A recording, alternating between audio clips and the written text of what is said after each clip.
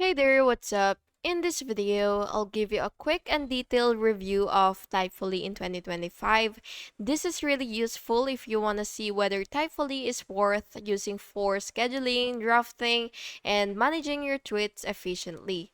So, for the overview, Typefully lets you draft, schedule, and manage threads and has a simple interface and has analytics included as well. And of course, it does support X or Twitter API integration. Now, for the features. So for drafts and threads, it lets you write multiple tweets in a thread. While for the scheduling, it you can plan posts with time zone support. While analytics will let you track engagement, likes, retweets, and replies. For templates, you can save reusable templates for recurring tweets. And for pros and cons, for pros, it has an easy interface, thread management, scheduling, analytics, and all that stuffs.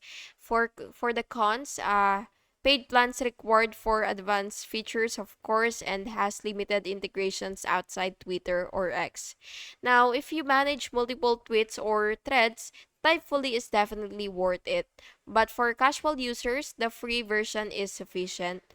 And yeah, that's my detailed review of Typefully in 2025. And if you found this video helpful, please make sure to like and subscribe for more videos like this. Thank you and have an awesome day.